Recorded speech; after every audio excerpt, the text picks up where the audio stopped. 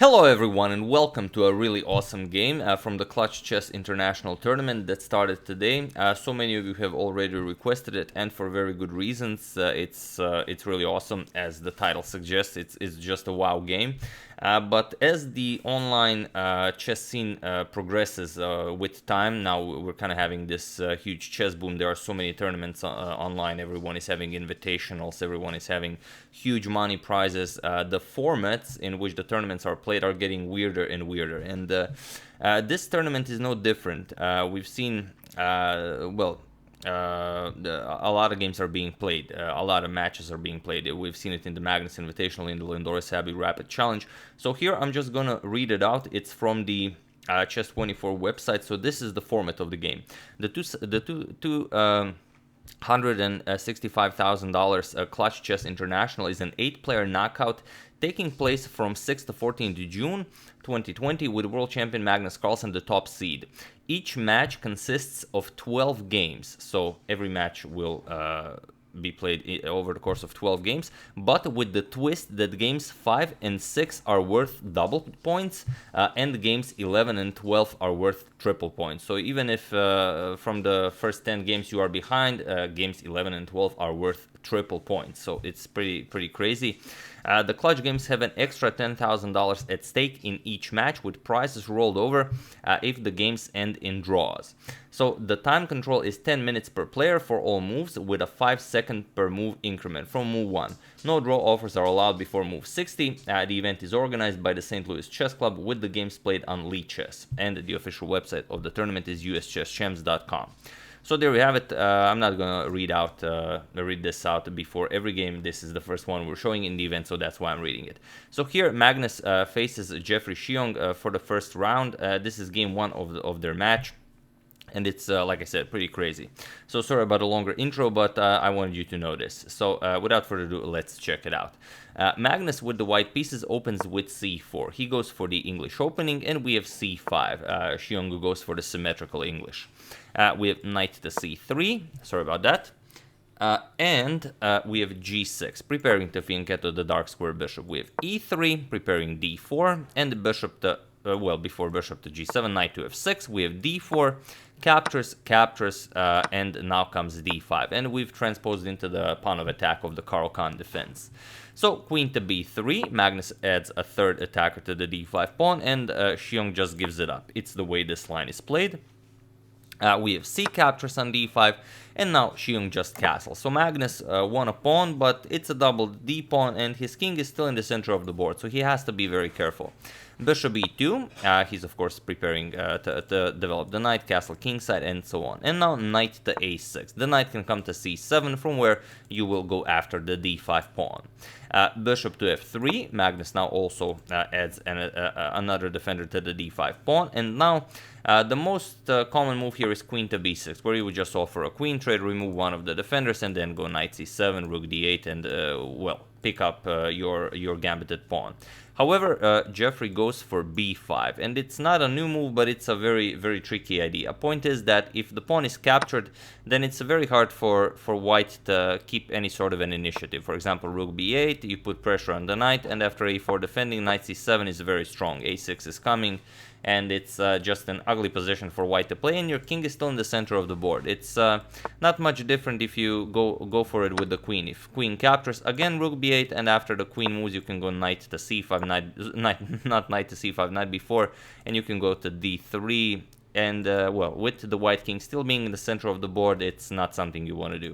So Magnus goes knight g to e2, he prepares the castle.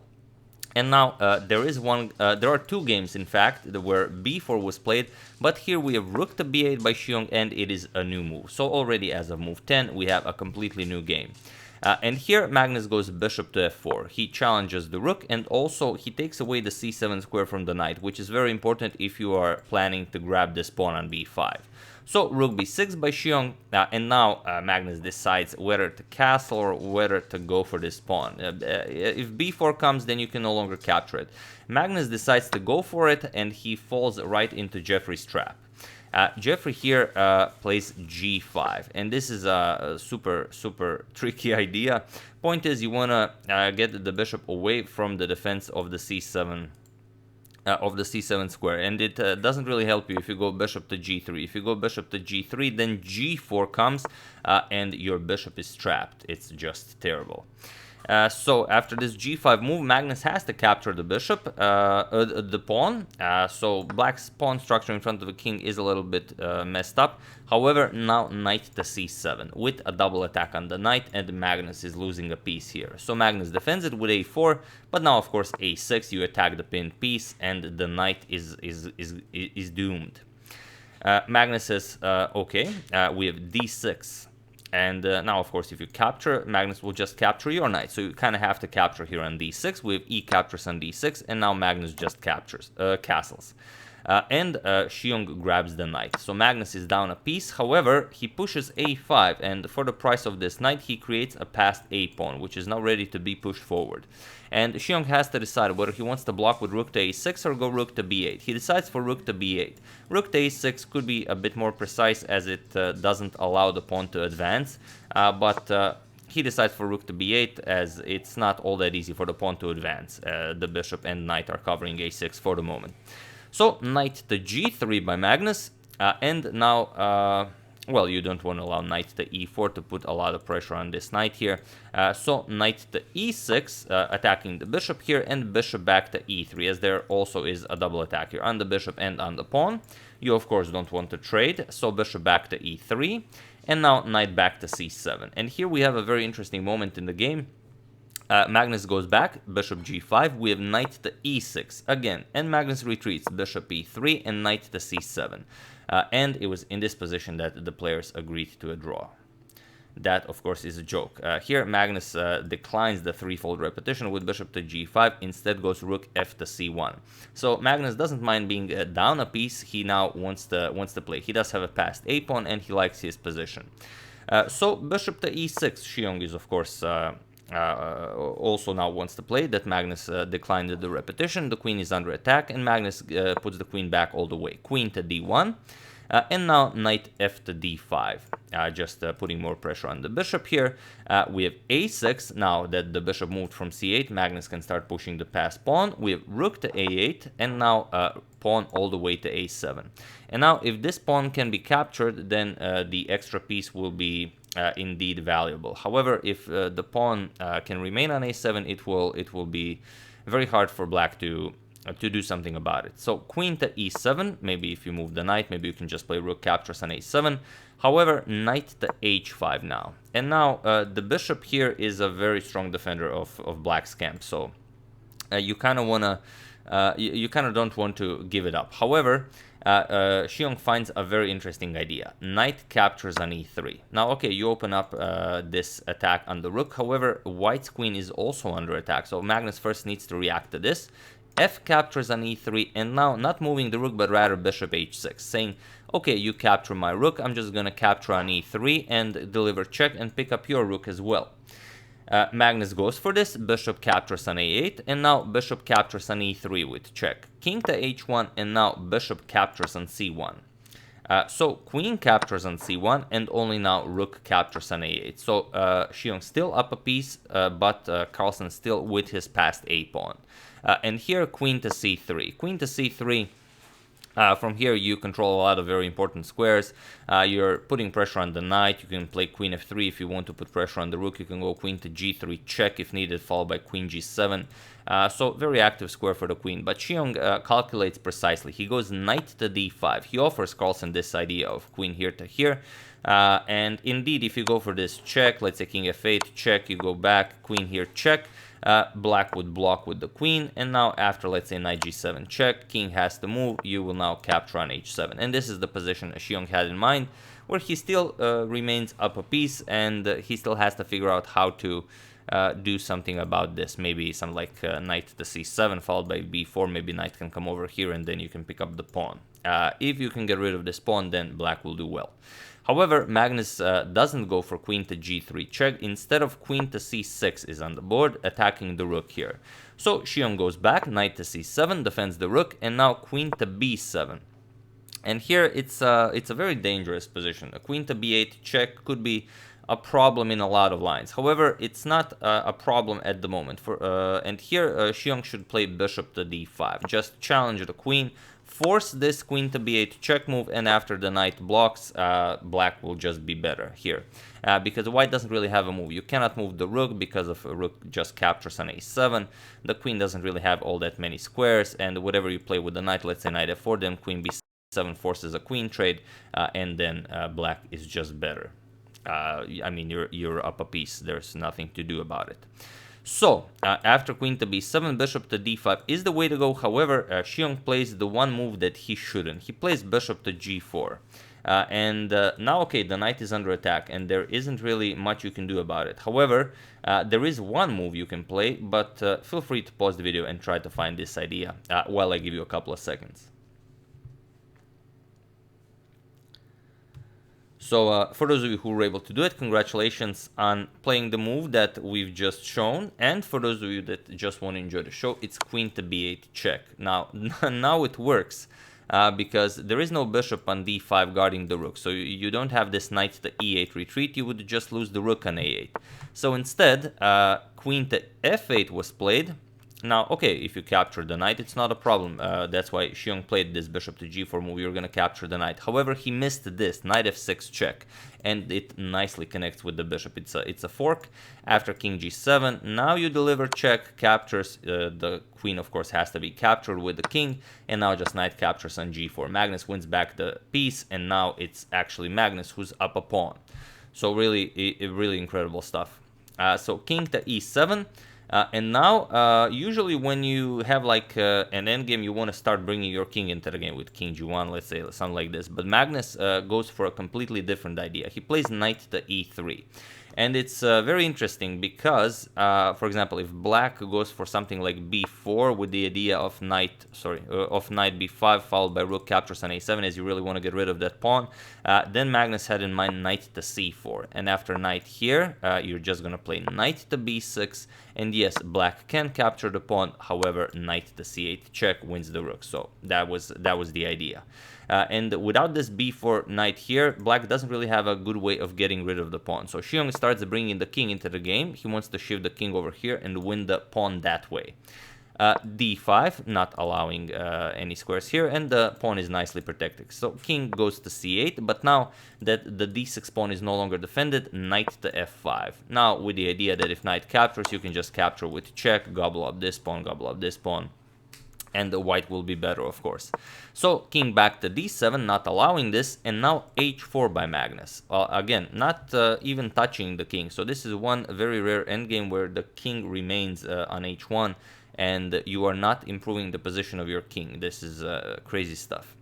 So here, knight captures on d5, but now rook to a6, and now you cannot defend the d6 pawn. So knight back to c7, attacking the rook, and the rook captures on d6 with check. King to e8, and now rook to h6. Finally, Magnus abandons the defense of the a7 pawn, but now he wants to gobble up this pawn as he already has h4 played, and this will now be a very strong, again, an outside pass pawn. So rook captures on a7, rook captures on h7, and now knight to e6. So we have h5, Magnus continues pushing the passed pawn, and Xiong does the same. It's not yet a passed pawn, but you will eliminate the b2 pawn, and you want your pawn to be as close as possible. Magnus goes to h6, and now rook a5, going after the knight here, but now g4. Defending that knight. So rook to a1 check, we have king to h2, and now rook to a2. It's much better to play rook to a1 check, rook to a2 than just rook to a2, because now you're threatening this capture with check, and white will have to waste a move. So rook to h8 check, we have king to d7, and now king to g3. The pawn will fall, you will have to move your king either way, so Magnus does it preemptively. So rook captures on b2, Xiong also creates a passed pawn, but now h7. And here rook to b3 check. We have king to h4 by Magnus, and now rook to b1, and here we reach an amazing position. Because knight g3 here takes away the h1 square, and white can just win the game. Let's say this check followed by bringing the queen into the game is enough to be victorious with white. However, after this rook to b1 move, Magnus played g5. The point is that if rook to h1 check, then you can move the king, play knight to h6, block the rook, and then do the same idea. Let's say block this pawn and then promote your own pawn. However, it's such a disgusting engine line that I'm just going to show it because Xiong had a chance here to do something great. Rook to h1 check is in fact the best idea, because after king g4 and b3, he starts pushing his passed pawn. Magnus was planning on playing knight to h6 to block the rook's defense of the pawn, and now rook to g1 check, king to f3, and now b2. So black also wants to get the queen into the game. Rook to b8, preventing this, but now knight captures on g5 with check, and now king f2. It seems like white is winning because the rook is under attack and you also get a passed pawn. To queen, however, knight to h3 check. Checks the king, defends the rook, and you know, the game goes on. So if king e2, knight f4 check keeps black into the game, and if king e3, then rook to e1 check keeps black in the game.